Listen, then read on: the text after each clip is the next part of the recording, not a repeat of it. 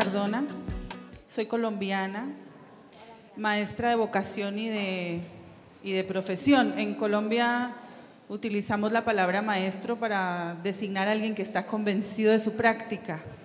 Entonces, cuando yo decía, en Argentina decía maestra, pues claro, la gente asocia a maestro de grado. También fui a los 19 años, mi primer grupo fue un primero de primaria, 47 niños, y yo no tenía ni idea qué hacer con ellos.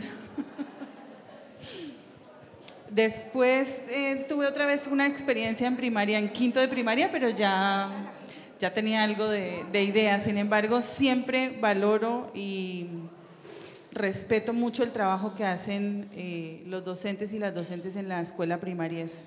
Es muy importante. Y yo creo que tiene mucho más valor cuando se hace en el campo, cuando se hace en la vida rural. Digamos, como una doble condición, ¿no? Esta de trabajar como docente, además en la escuela rural. Entonces, les felicito y mi respeto profundo por el trabajo que ustedes hacen. Bueno, luego estudié filosofía, que es una de mis pasiones, y después hice una maestría en educación realmente era como para poder convalidar la experiencia que ya tenía, porque yo empecé siendo maestra sin tener ningún título de docente.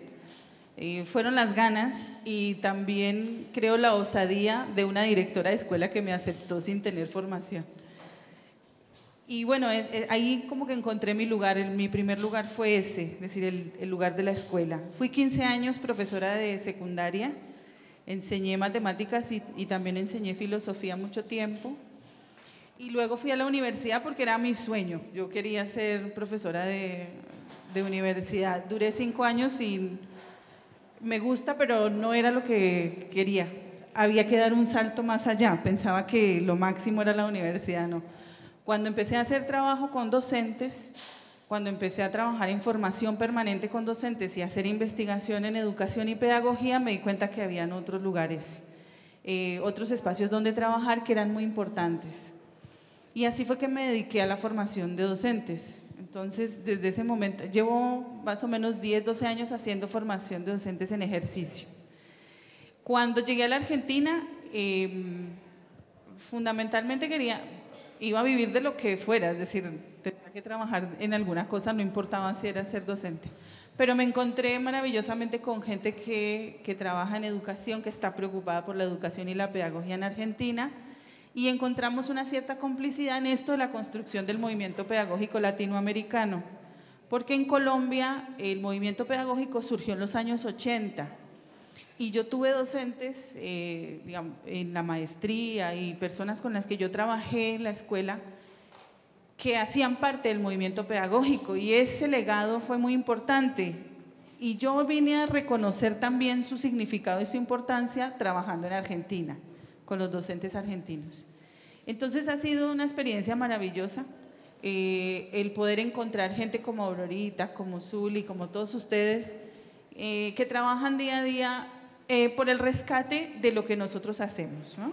Porque yo digo, una de las cosas fundamentales que tenemos que empezar a hacer es reconocer que nosotros hacemos cosas importantes y valiosas.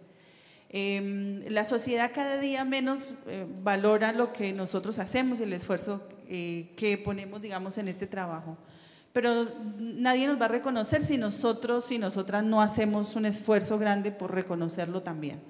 Entonces, yo lo que intento primero es elevar la autoestima de los docentes. Ya cuando encontramos este lugar y decimos, sí, nosotros hacemos cosas valiosas, entonces vamos a ver también, vamos a interpelar la práctica, porque no nos podemos quedar con las cosas bonitas o las cosas que consideramos están bien hechas, sino qué cosas estamos haciendo y para qué y hacia dónde y con qué fin y con quiénes. Y bueno, por eso me dedico a esto de la formación. Hasta más o menos desde hace 3 años vengo trabajando con AMP, que es el Sindicato de Docentes de La Rioja, en la construcción del movimiento pedagógico, y allí los docentes, yo empecé con un taller motivacional de lectoescritura, y le contaba a Juan ahora que como yo tuve tantas limitaciones para leer y a escribir, y en filosofía el que no sabe leer y escribir no sirve, entonces yo me dediqué a esto, hice talleres, estuve formándome y luego quise compartir mi angustia, pero también algunas técnicas con los docentes. Y en ese ejercicio de taller de lectoescritura me encontré con la sistematización de experiencias, que es sobre lo que vengo a hablar más específicamente el día de hoy. Pero, porque todo el mundo le dice a uno que hay que escribir. Hay que leer porque es muy importante leer y hay que escribir. Incluso nosotros también lo repetimos a los niños y a las niñas, hay que leer, hay que leer. Pero nadie le enseña a uno realmente a leer y a escribir, porque no es suficiente con aprender a leer y a escribir signos y símbolos de la lengua. Hay un ejercicio mucho más complejo y hay una serie de acciones que son mucho más complejas que se dan en el proceso lectoescritural, que tienen que ver incluso con la construcción de la subjetividad, que tienen que ver con el posicionamiento del sujeto en el mundo, del sujeto en relación con otros y otras. Entonces yo me encontré con esto, con este mundo, y dije, bueno, yo quiero, no sé si les enseño, pero por lo menos quiero darles algunos elementos, ¿cierto? Como algunas pautas para que podamos entre todos asumir la posibilidad de leer y escribir sobre la realidad y la experiencia, porque tampoco se trata solamente de leer libros es muy importante, pero también hay que leer la realidad, hay que leer la experiencia, hay que leer la práctica. Para poder escribirla tengo que leerla. Entonces, para eso tenemos que empezar a agudizar la mirada, a sensibilizarnos, a poder enfocar, ¿cierto? ¿Dónde miramos? ¿Hacia dónde hacemos foco? ¿Qué queremos registrar? ¿Y para qué?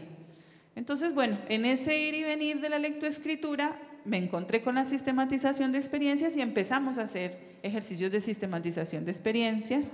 Y yo digo que hoy milito en la sistematización de experiencias. Es decir, es un aporte que nos ha dejado, además es un aporte nuestro americano. La sistematización de experiencias surge en América Latina y nosotros tenemos que recuperarla precisamente para potenciar nuestro trabajo. Entonces a eso me dedico ahora, pero hay muchas otras cosas, digamos, que giran alrededor de la lectoescritura, ligada a la sistematización de experiencias, que tiene que ver también con la investigación, la acción y la transformación de la práctica docente. Bien, les contaba, la sistematización de experiencias, nosotros la recogimos como un instrumento para la conformación del movimiento pedagógico latinoamericano. Nosotros lo habíamos iniciado en Argentina, pero casualmente o coincidentemente, cuando fuimos a Recife el año pasado al segundo encuentro de movimiento pedagógico latinoamericano, una de las conclusiones del movimiento, es decir, de todos los sindicatos que están adscritos a la Internacional de la Educación, de la cual hace parte CETERA, es decir, UEPC también, se decide, digamos, como conclusión del encuentro, que el movimiento pedagógico latinoamericano promueva la sistematización de experiencias.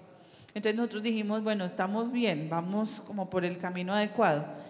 Y lo recuperamos, digamos, como método de registro, pero también como una forma de investigar muy particular, que tiene que ver no solo con observar la realidad, capturarla y registrarla, sino cómo esa investigación me sirve para transformar mi práctica y para organizarme con otros. Entonces, la investigación vista desde la sistematización de experiencias no es un experto que viene y me mira, ¿cierto? Y observa mi práctica y escribe sobre ella, sino cómo yo me convierto yo mismo en el investigador de mi propia experiencia. En ese sentido, la sistematización de experiencias traslada la mirada del sujeto, es decir, el sujeto que investiga es su mismo objeto, si se quiere, de estudio, ¿sí? En ese sentido, no hay un sujeto externo que me mira como objeto y yo como objeto pasivo, sino que yo soy el sujeto de mi misma investigación. Eso parece sencillo, en 2 minutos se dice, pero tiene toda una connotación también para la práctica misma, porque cuando yo me asumo como investigador, también reconozco en mi labor docente esa capacidad de indagar, ¿cierto?, de investigar y de reconocer esa práctica como un ejercicio de investigación. Sí, gracias. Les contaba, la sistematización de experiencias surge en los años 70 en las facultades de trabajo social en América Latina, inicialmente en Brasil, en Colombia, en Argentina también. Hubo varios encuentros latinoamericanos porque hubo también en algún momento, y tal vez lo mencionaba Juan en su intervención inicial, este espíritu de encontrarnos y de reconocernos como latinoamericanos. En los años, finalizando los años 60 y comenzando los años 70, hubo una fuerza enorme por recuperar esto de cómo nos convertimos, cómo hacemos para identificarnos como latinoamericanos. Y de las facultades de trabajo social surge esta iniciativa de hacer sistematización de las experiencias, porque existía una cosa que se llamaba sistematizar. Que sistematizar era registrar, ¿cierto? Y los trabajadores sociales lo que hacían era ir, observar y registrar. Pero la sistematización de experiencias dice, no, no es solamente sistematizar, es registrar, ¿cierto?, la experiencia de tal manera que yo recupero eso que está dado ahí en la realidad, pero no lo guardo, no lo dejo como un acumulado de información, sino que lo vuelco de nuevo a la experiencia. O sea, ese devolverse a la experiencia es lo que hace particular la sistematización. Entonces no es solamente escribir para publicar libros o para ponerlo en un artículo, que es muy interesante y que está bien, es decir, no está mal hacer ese tipo de cosas, sino cómo ese registro paulatinamente se va a convertir en una acción en la práctica. Y cuando vuelvo a la acción, vuelvo a registrar y así, ¿no?, sucesivamente. Bueno. Y traje aquí una de las definiciones de sistematización de experiencias de Oscar Jara Holliday, que es uno de los sistematizadores de experiencias, bueno, además porque luego la sistematización se convierte en un ejercicio muy particular de la educación popular, ¿no?, de la educación de adultos y de la educación popular. Y hasta hace muy poco realmente viene incidiendo en las prácticas docentes de la escuela formal. Nuestro interés en realidad es que la sistematización de experiencias se convierta en este mecanismo de reflexión-acción en la escuela, en la educación formal. La sistematización es aquella interpretación crítica de una o varias experiencias que a partir de su ordenamiento y reconstrucción descubre o explicita la lógica del proceso vivido en ella, los diversos factores que intervinieron, cómo se relacionaron entre sí y por qué lo hicieron de ese modo. Porque el registro de la experiencia, fíjense por ejemplo que es distinto a la investigación académica, no me pide neutralidad. No puede haber neutralidad, porque si yo soy el sujeto de la propia acción que investiga, no puedo tener una neutralidad. Yo tengo que asumir que tengo una posición, que soy un sujeto en esa investigación. Pero sí tengo que tener una mirada crítica, porque si no, no voy a lograr ver todo lo que tengo que ver. Tengo esta condición de posibilidad, que soy el sujeto de la práctica, pero también puede ser un obstáculo, porque ser el sujeto de la práctica tal vez no me deja ver bien qué es lo que estoy haciendo. Entonces tengo que tener una mirada crítica. La sistematización de experiencias produce conocimientos y aprendizajes significativos que posibilitan apropiarse de los sentidos de las experiencias, comprenderlas teóricamente y orientarlas hacia el futuro con una perspectiva transformadora. Entonces no hacemos un marco teórico para revisar la realidad, sino que partimos de qué tenemos en la realidad para luego analizarla, ¿sí? Entonces es a la inversa de lo que en algunos ejercicios de investigación se hace. Las dimensiones de la sistematización, esto también lo hace particular, que es ética, que es política, que es histórica, pero también es muy pedagógica. Es ética en cuanto al reconocimiento de los sujetos, es decir, cómo reconozco al otro. Y ese reconocimiento también tiene que ver con un ejercicio epistemológico, es decir, un ejercicio de conocimiento. yo reconozco en el otro, en ese compañero y compañera que trabaja conmigo, pero también en esos niños y niñas que están conmigo en el aula como sujetos de saber. No desde la perspectiva clásica de él es una persona que no tiene conocimiento, yo tengo el saber y se lo doy. Esa no es, digamos, la percepción ética del sistematizador de experiencias, es que todos tenemos un acumulado de saber. Y si todos tenemos un acumulado de saber, esos saberes se tienen que poner en diálogo. Primero se tienen que salir, digamos, tienen que salir a la luz, tienen que reconocerse y luego tienen que ponerse en diálogo para la producción de conocimiento. Entonces, cuando yo considero al otro un sujeto de saber, me pongo en una dimensión distinta. Yo no soy el experto que va a decir al otro qué tiene que hacer, sino que yo soy un par. Soy un igual con el que hacemos interlocución para reconocer qué hay en esa experiencia. Además, porque la experiencia también es vivida desde distintos lugares. Como somos sujetos diversos, cada quien tiene una perspectiva de esa experiencia. Y la construcción de esa realidad será ese diálogo permanente entre nosotros, que vemos la práctica y la registramos y la analizamos desde lugares distintos. Ahora, entrar en ese diálogo sí me permite producir conocimiento. En ese sentido sería ética. También es ética en este sentido. Y es que cuando yo asumo la investigación de mi experiencia, no estoy esperando que otro me diga qué hacer, sino que yo puedo convertirme en el protagonista de ese cambio. Y no estoy esperando que otro me diga. Y entonces yo diría que en la perspectiva kantiana nos liberaríamos un poco de la dependencia del saber del otro y nos volvemos mayores de edad, es decir, nos volvemos autónomos, porque podemos reconocer nosotros que somos capaces de encontrar en esa realidad los elementos para la práctica.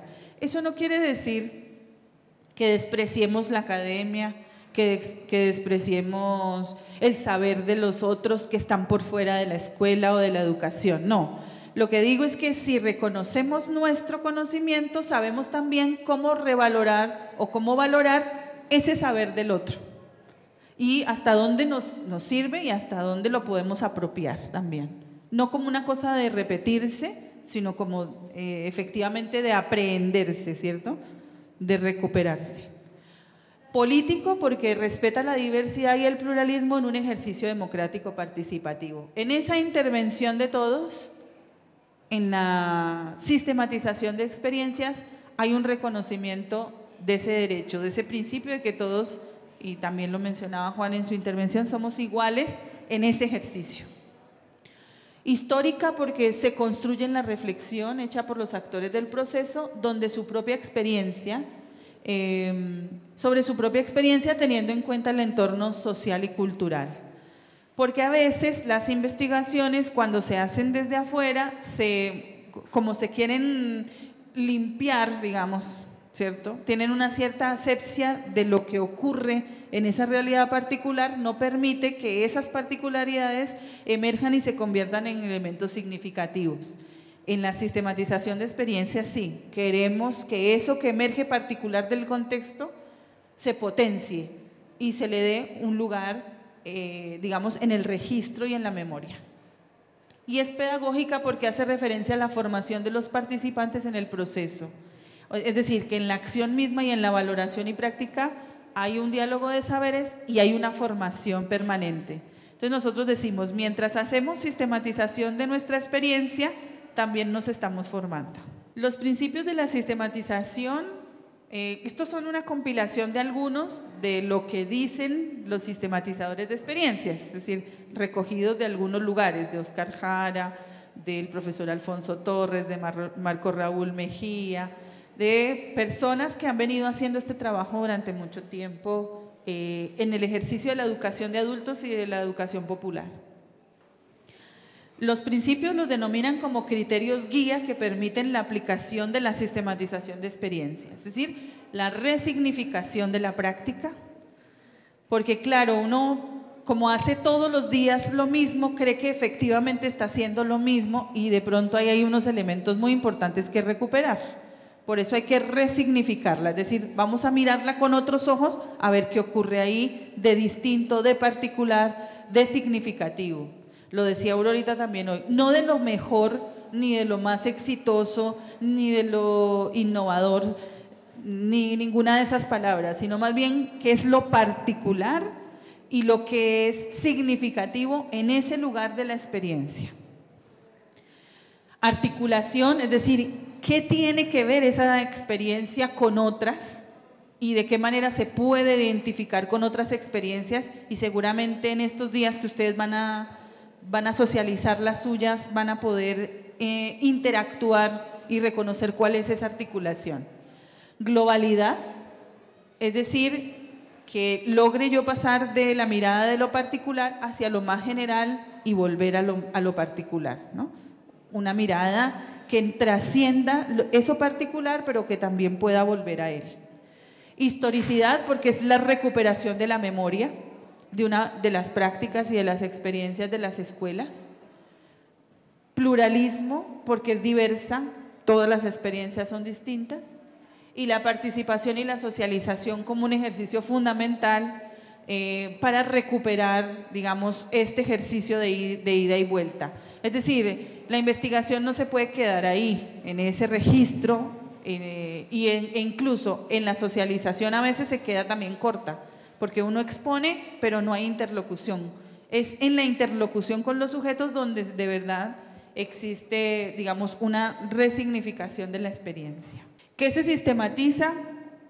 Una práctica, una experiencia o un proyecto. Yo estoy intentando ahora identificar cuál sería la diferencia entre una práctica y una experiencia, pero fundamentalmente sería como que la práctica es esto que hago cotidianamente, la experiencia sería un ejercicio particular como experimental que hago, ¿no? O sea, como un ejercicio que hago dentro de esa práctica, o un proyecto que bien puede ser la murga, la huerta escolar, bueno, qué sé yo, algún ejercicio concreto, ¿cierto? Planificado que yo logro hacer durante un tiempo más o menos largo, ¿no? Pero siempre se parte de algo que ya está haciéndose y no de algo que va a ser. Entonces, a toda sistematización le antecede una práctica, eso es fundamental. Y no en todas las investigaciones se parte de la experiencia ni de la práctica. En el caso de la sistematización, sí. Es indispensable estar haciendo una experiencia. Fíjense, por ejemplo, es distinto a un proyecto, porque el proyecto yo lo pienso hacia el futuro. O sea, ¿cómo construyo el proyecto para el próximo año? Pero la sistematización es mirar hacia atrás y estar revisando el ahora. O sea, la experiencia que ya pasó o qué está haciendo. Que todo sujeto es un sujeto de conocimiento, la acción y el saber sobre la acción que posee el sujeto son el punto de partida de los procesos de la sistematización, que la sistematización es un proceso de producción de conocimiento sobre una práctica social, es decir, el conocimiento no es, por lo menos para algunos de nosotros, no es la información que está en los libros, eso es información, es decir, o lo que está en Google o en Wikipedia, eso es información. El conocimiento es lo que se produce en la interlocución de saberes que pueden estar en esa información, pero también que están en la experiencia del sujeto. Y en la sistematización interesa tanto el proceso como el producto, es decir, no estamos buscando evaluar nada hacia el futuro como un resultado, sino que estamos intentando reflexionar y valorizar lo que está sucediendo o lo que viene sucediendo desde el pasado. Los objetivos de la sistematización pueden ser múltiples y dependen también de los sujetos que se asuman dentro del ejercicio de sistematización. Entre ellos estaría el ordenar una experiencia, a veces incluso para contarla no sabemos cómo, o nos quedamos en la anécdota, no trascendemos. Entonces la sistematización nos sirve para ordenar qué fue lo que pasó, porque el proceso vivido a veces se queda como en la emoción. Uno pregunta, bueno, ¿y ustedes qué han hecho? Nosotros hicimos el proyecto, no sé, la huerta escolar. Bueno, ¿y qué pasó ahí? No, fantástico. y pusimos, sembramos distintas plantitas y uno dice, bueno, ¿y qué pasó con los sujetos? ¿Y qué pasó con los estudiantes? ¿Y cuál es la relación de la huerta con las áreas? ¿Y de qué manera se organizaron? ¿Cómo nos cuesta contar cómo nos organizamos? Y una cosa que nos pasa mucho a los docentes es que nos olvidamos como sujetos de esa sistematización y ese registro. Entonces aparece todo menos nosotros, cómo nos sentimos, cómo lo vivimos, cómo nos organizamos, qué aprendimos. Generalmente eso no se cuenta, siempre se muestra la huerta, la foto, los niños poniendo, pero nosotros no contamos nunca lo que nosotros hacemos. Entonces en la sistematización procuramos todo el tiempo recuperar eso. ¿Qué pasa con los sujetos? ¿Qué pasa con el docente allí? Recuperar para reconocer, para valorizar, pero también para aprender. Comunicar, para nosotros es muy importante esto, comunicarlo, porque muchas veces nos dicen, bueno, ¿y aquí qué hay? Por ejemplo, cuando yo empecé a trabajar en La Rioja, había gente que me decía, ¿ya que vas a La Rioja si allá no hay nada? Porque yo decía, voy a ir a reconocer y a reconocer las experiencias significativas, pedagógicas que hay en las escuelas riojanas. Y alguien me dijo, pero si allá no hay nada, es puro desierto. Y resulta que hemos encontrado un montón, por lo menos ahora registradas, 35 experiencias, ¿cierto? 13 grupos de docentes distribuidos por toda la provincia pensando sobre su práctica. Entonces uno dice, bueno, ¿qué es lo que pasa? Bueno, que a veces uno no quiere ver, ¿cierto?, desde afuera, pero también desde adentro no le damos el valor que tiene el trabajo y por eso pues nadie lo va a ver. Y si yo no lo saco y lo muestro, nadie lo va a ver, ¿no? Y nadie lo va a reconocer. Entonces, ese ejercicio de sistematización nos sirve también para eso, para ponerlo, digamos, poderlo transmitir, comunicar, pero también para hacerlo visible, para que exista para otros, ¿no? Y para transformar. Y yo creo que ahí sí hay una apuesta política muy fuerte de la sistematización de experiencias, y es que queremos que la educación sea mejor, que la educación reconozca a los sujetos, que la educación tenga sentido, que la educación propicie formas organizativas, que la educación transforme, ¿cierto?, a los sujetos, pero también en búsqueda de la transformación de la realidad.